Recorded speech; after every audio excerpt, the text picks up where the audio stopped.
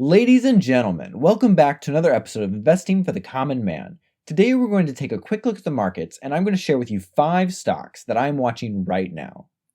Remember, I'm not a professional financial advisor. I'm just going to share with you some of the logic that goes through my mind as an investor when I look at stocks in this sort of volatile market. If you like this type of content, please take a couple seconds to subscribe and smash that like button for the YouTube algorithm.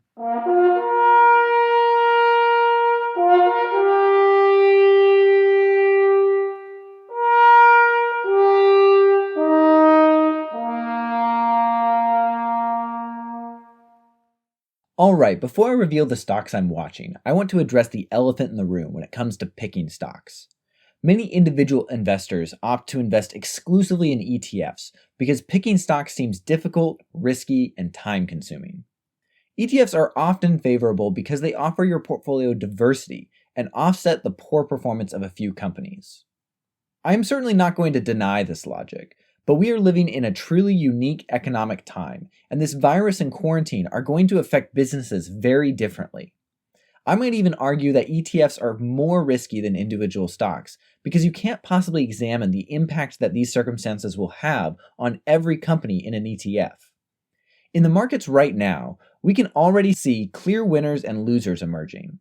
Some companies have zero cash flow because their business model requires people to gather in public, while other companies are experiencing increased online commerce or higher demand for their services. Even in the S&P 500, you have some companies that are still down over 80% from their highs, and others that are already back within their standard trading ranges. In this volatile market, I would rather know exactly where my money is going than trust the traditional catch-all basket approach. With that said, the first company I want to look at has experienced an amazing increase in demand and is even hiring 100,000 new workers at a time that most companies are laying people off. This company is Amazon. Amazon is really the ultimate shop-from-home company. I can even personally attest to the fact that I've placed multiple orders recently, both for essential items as well as non-essential products, that I might typically pick up at a local brick-and-mortar store. Now, to be fair, Amazon is no longer upholding their 1-day and 2-day shipping promises, which might have a negative impact on their business. But that is due to the stresses on the system related to the pandemic. So it's not like a competitor exists that will be able to steal market share because of this fact. In addition to the people stuck at home ordering items on Amazon, the increased use of web-based services from the stay-at-home and work-from-home trends is likely increasing demand for cloud usage, which will benefit Amazon's AWS cloud service. So from this brief analysis, it looks like Amazon is more likely to benefit from this pandemic than to be hurt like most other businesses. So let's take a look at the chart for a buying opportunity. If we look at a 5-year chart, we see that Amazon has enjoyed a very strong uptrend, but over the past year, the stock has basically traded sideways. Generally, that's not a very bullish sign, but let's look a little bit closer. The one thing that does stand out on this chart is this massive gap up after Amazon's most recent earnings report that was incredibly strong. That rally continued until about here, where COVID-19 started spreading beyond China. Amazon then took a complete nosedive over the next few weeks with the rest of the market. It is very likely that this sell-off had more to do with the overall market than Amazon's poor performance, and this sharp V-shaped recovery reinforces that logic. Now, with many Americans struggling financially, I wouldn't bet the farm on Amazon shooting back up to its all-time highs for a little while. But I find it hard to believe that Amazon is going to suffer enough pain to make their stock drop back to these oversold lows. If you have a long time horizon, then somewhere around this 1900 level or just below it might make a good entry point to get long the stock. If you are a short to intermediate term trader, you could look to swing trade this up to around the 2000 level or use the option market to create a bullish to neutral strategy. The next stock I want to talk about is Advanced Micro Devices, or AMD for short. AMD makes microchips, processors, graphics cards, and other related products.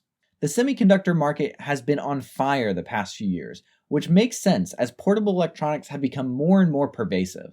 As a techie myself, looking around the room at 6 different devices, I don't see that trend changing anytime soon. In addition, AMD's production is mostly in Taiwan, which had a very strong response to the virus and only has about 400 confirmed cases.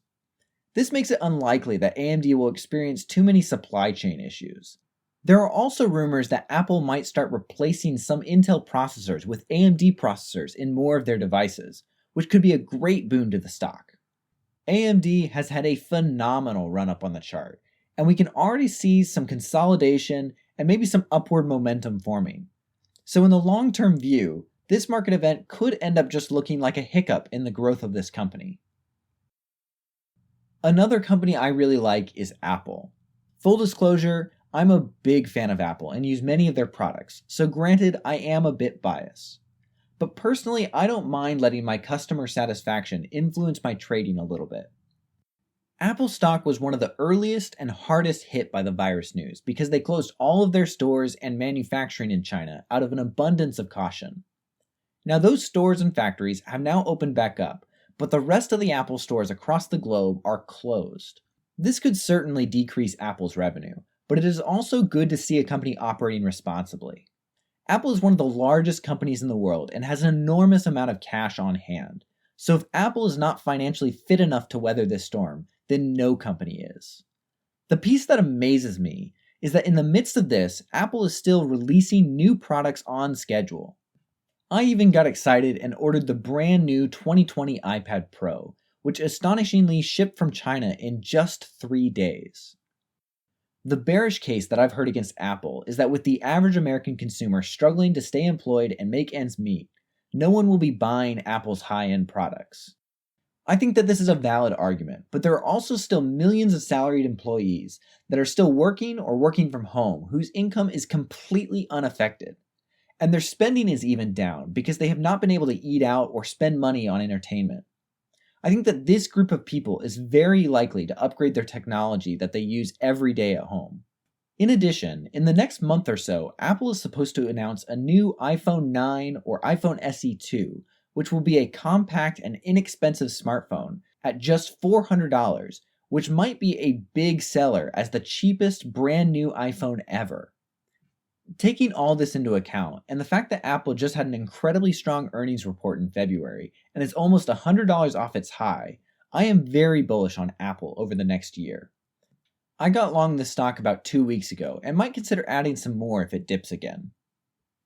The 3 tech stocks we've covered so far have been relatively insulated from the economic effects of COVID-19, but what about the industries that have been devastated? Well, one of those is the airline industry. With most of the nation ordered to stay at home, very few planes are flying, and even the ones that are not even half full of passengers. So all the airline stocks are down significantly. Until this passes and people start to travel again, all of the airlines are under immense economic strain. This also means that their stocks are trading between 50% and 70% off their highs. So you could see this as an opportunity to pick up one of these stocks at a discount. To do this though, you need to be patient and have a longer time horizon. Personally, I'm keeping an eye on all the airline stocks in this market, but I want to highlight Delta today because it has one of the strongest balance sheets. What I mean by that is Delta has a low debt load and more substantial cash reserves to tide them over until their revenue streams resume. In addition, the $2.2 trillion economic stimulus package that Congress passed allocates $50 billion in both grants and loans to keep passenger airlines operational. Delta is in for a rough ride over the next few months, but should eventually recover. So watching for an opportunity to buy and holding over the next few years looks like a pretty solid play. The last company I want to look at is not for the faint of heart, because this is truly the definition of bottom fishing. Even harder hit than the airlines are the cruise lines. I'm sure we all have seen the negative headlines of numerous cruise liners that suffered viral outbreaks at sea and became the source of major political drama. The entire industry has been essentially wiped out by government mandates. But here at Investing for the Common Man, we look for opportunities even in dark places. So let's take a look at the leader of the industry, Carnival Cruise Lines. Carnival accounts for about 50% of all cruise line passengers and has a stronger balance sheet and less debt than their competitors. Carnival needs about $1 billion per month to remain operational. Going into this crisis, they had just over $500 million on hand and are raising another $6 billion through issuing more shares of stock and high-priority notes with high interest rates. This will be costly for Carnival in the long run but greatly reduces the chances that they will go bankrupt unless it takes more than 7 months for people to start going on cruises again. Unfortunately, there were no provisions for cruise lines in Congress's $2 trillion stimulus bill, so unless new legislation is passed, Carnival may not receive any government aid like the airlines. Of the companies we've covered today, this one certainly has the highest risk of bankruptcy. So if you decide to take a position on a cruise line stock, I would recommend that you keep it small and risk-defined. That being said, less than $10 a share is quite tempting for a stock that previously has been upwards of $40 to $50. Carnival has recently suspended their dividend, but if the industry recovers and you hold the stock long term, it is possible that the company could reinstate their healthy dividend. This is not Carnival's first major crisis, so I am cautiously optimistic that they are capable of weathering this storm without capsizing. If you like my content more than my puns, please don't forget to subscribe and hit that like button. If you're looking for a good trading app, I recommend WeBull, and you can get 2 free stocks if you sign up with my link in the description below. Until next time, keep calm, stay healthy, and happy trading.